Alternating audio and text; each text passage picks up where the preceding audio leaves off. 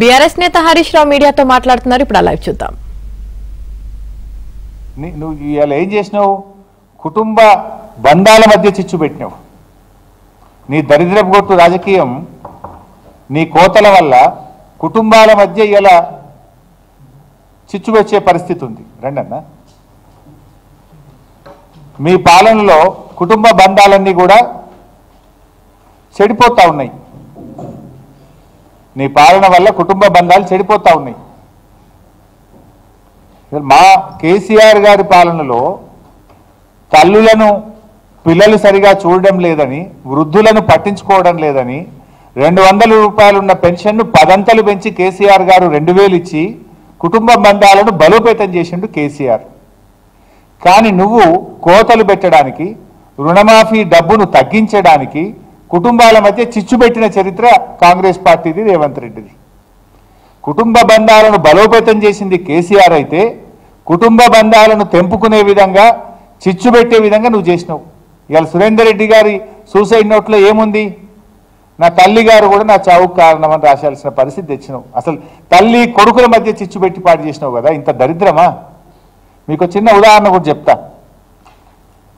ఇది నా నియోజకవర్గంలో ఒక రైతు బాలరెడ్డి గారు, గురజాల బాలరెడ్డి గారు. ఇది అగ్రికల్చర్ డిపార్ట్మెంటు వారి కుటుంబానికి ఇచ్చిన పేపర్. ఇది నేనేం తెచ్చిన పేపర్ కాదు. గురజాల బాలరెడ్డి గారికి 2 కుమారులు. పెద్ద కొడుకు పేరు విజయభాస్కర్ రెడ్డి, ఈయనకు 2013లో పెళ్ళయింది. రెండవ కొడుకు పేరు ఉదయభాస్కర్ రెడ్డి, ఈ అబ్బాయికి 2018లో పెళ్ళయింది. ముగ్గురికి లోన్ ఉంది. తండ్రికి ఉంది, గురజాల బాలరెడ్డి గారికి, పెద్ద కొడుకు విజయభాస్కర్ రెడ్డికి లోన్ ఉంది, చిన్న కొడుకు ఉదయభాస్కర్ రెడ్డి గారికి లోన్ ఉంది. ముగ్గురికి 3 సపరేట్ కుటుంబాలు, కానీ రేషన్ కార్డులో ఒకే దగ్గర వీళ్ళ పేర్లు ఉన్నాయి. ముగ్గురికి కలిసి ఉన్న అప్పు ఎంత అంటే 6,91,806 రూపాయలు. ఇప్పుడు నువ్వు పెట్టిన నిబంధన వల్ల వీళ్ళకి 2 లక్షలు మాత్రమే రుణమాఫీ అవుతుంది. 3 డిఫరెంట్ కుటుంబాలు కదా. 2013లో ఒకరికి పెళ్ళయింది, 2018లో ఒకరికి పెళ్ళయింది. తండ్రి, ముగ్గురి భూములు వేరు, ముగ్గురి కమతాలు వేరు, ముగ్గురి వ్యవసాయం వేరు, ముగ్గురి అప్పు వేరు.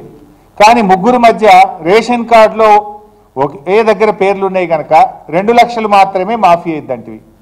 అంటే 6 లక్షలు మాఫీ కావాల్సిన చోట ఈ కుటుంబానికి ఎంత అవుతుంది? ఈరోజు 2 లక్షల రూపాయలు మాత్రమే అవుతుంది. ఈ రైతు పేరు గురజాల బాలరెడ్డి, గ్రామము జక్కాపూరు, జిల్లా సిద్దిపేట జిల్లా. ఇంత స్పష్టంగా ఆధారాలతో సహా చూపిస్తున్నాం. సురేందర్ రెడ్డి గారి ఆత్మహత్య ఇప్పుడు చూసాం మనం.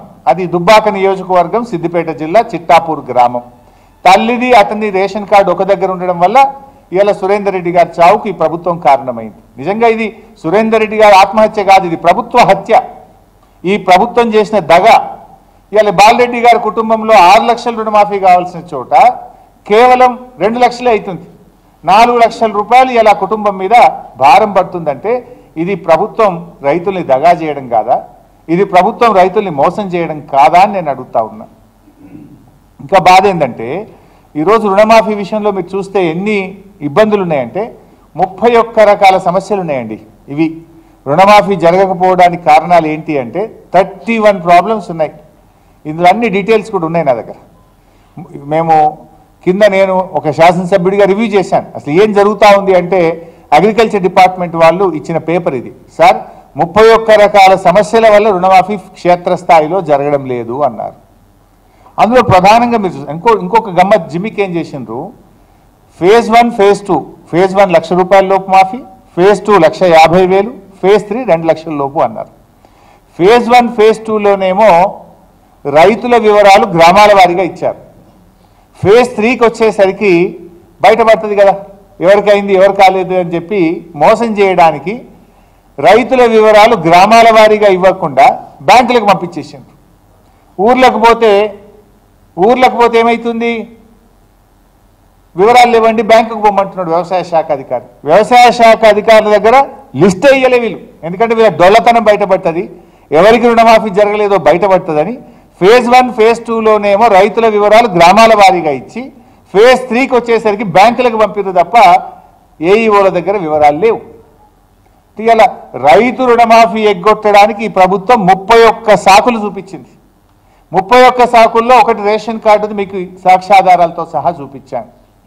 రెండవ కారణం ఫ్యామిలీ.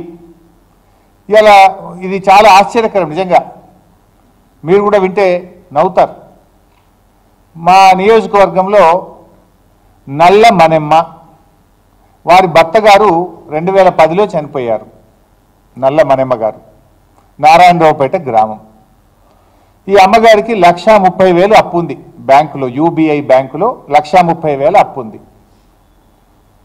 అయితే రుణమాఫీ కాలేదు. మీకు వ్యవసాయ శాఖ అధికారుల దగ్గరికి పోయింది, నాకు రుణమాఫీ కాలేదు అంటే, మీ భర్త చనిపోయింది కదా, మీ భర్త ఆధార్ కార్డు తీసుకురాపో అన్నారట.